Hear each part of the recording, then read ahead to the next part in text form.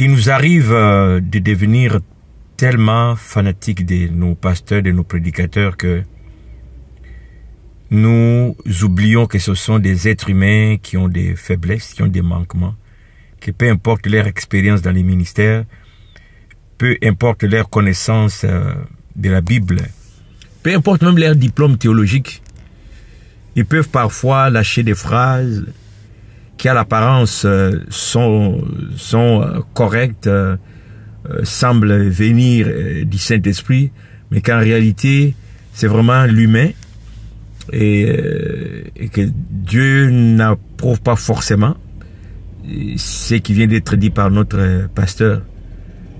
Mais nous, par la crédibilité qu'il a, parce que c'est mon pasteur, 5 ans, 10 ans, 20 ans, je suis dans cette église, le discernement ne s'applique plus.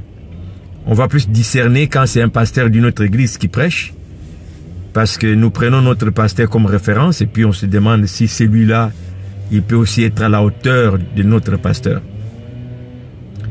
Ce matin, je vais juste partager ma méditation alors que j'attends quelqu'un ici. Je me suis dit, pourquoi ne pas prendre ces 5-10 minutes d'attente et d'aller dans les Écritures. Éphésiens chapitre 6, verset 19. C'est l'apôtre Paul qui dit et qui parle. Priez pour moi afin qu'il me soit donné, quand j'ouvre la bouche, de faire connaître hardiment et librement le mystère de l'Évangile. Je suis frappé de voir que c'est l'apôtre Paul qui demande une prière d'intercession.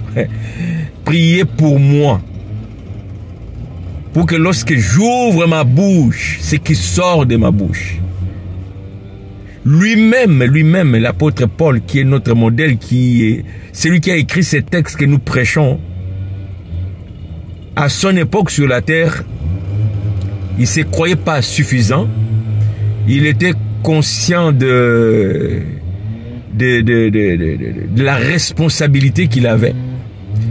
Et en même temps, le contexte dans lequel il travaillait, désolé pour les bruits, ils sont tentés de couper les gazons à côté de moi, je ne peux pas les empêcher. J'avais déjà commencé ma vidéo. C'était un contexte de persécution. Et la persécution pouvait faire que des fois, tu pouvais développer une certaine peur pour parler de Jésus-Christ. Mais là, il veut avoir la liberté et la hardiesse de parler de l'évangile, de communiquer le mystère de l'évangile.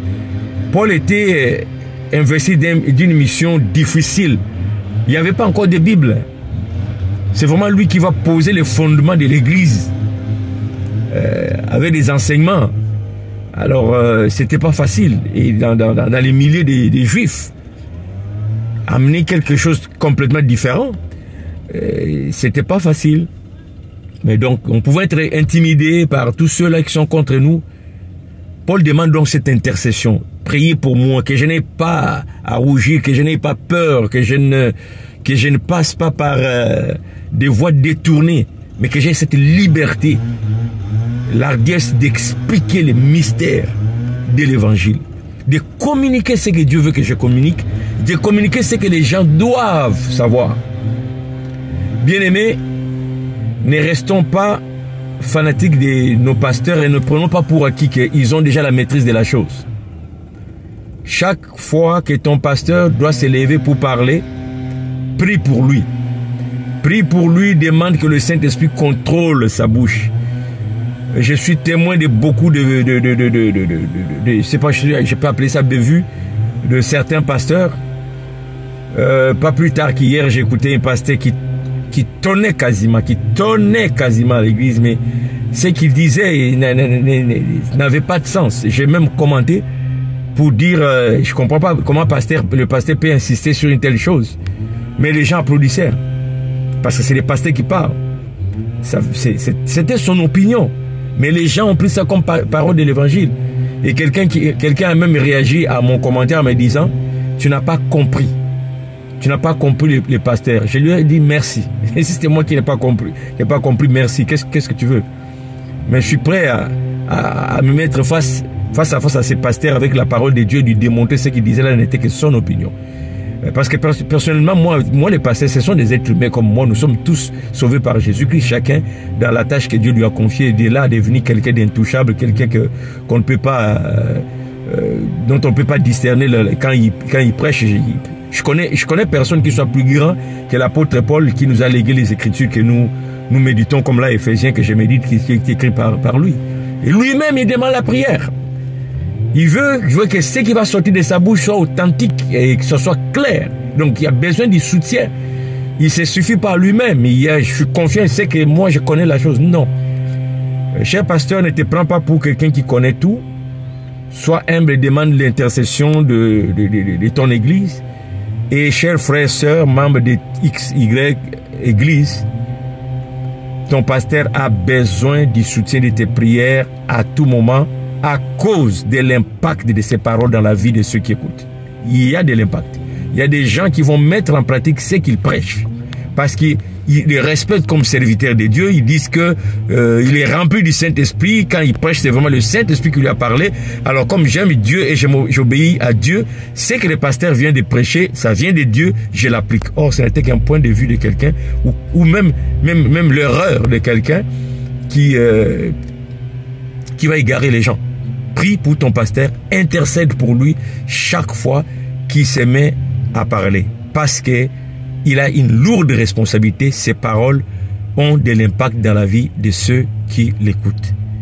Prie aussi pour moi, parce que chaque vidéo que je publie a aussi de l'impact dans la vie de quiconque écoute. Et n'exclus jamais les discernements. Même si tu es abonné, tu me fais confiance, chaque vidéo, tu dois toujours m'écouter par rapport au Saint-Esprit et non pas par rapport à la confiance que tu as en moi. Je suis qu'un être humain avec ses faiblesses. Je veux moi aussi être sous l'influence du Saint-Esprit et non pas sous l'influence de mon opinion. Mais je fais de mon possible pour que le Saint-Esprit vraiment soit ma source d'inspiration. Si ce que j'ai dit ici t'a béni, commente pour me faire signe que tu m'écoutes, que je sache que je ne parle pas dans les vides, et partage pour aider quelqu'un d'autre. Bonne semaine et continue de méditer la parole de Dieu. À la prochaine.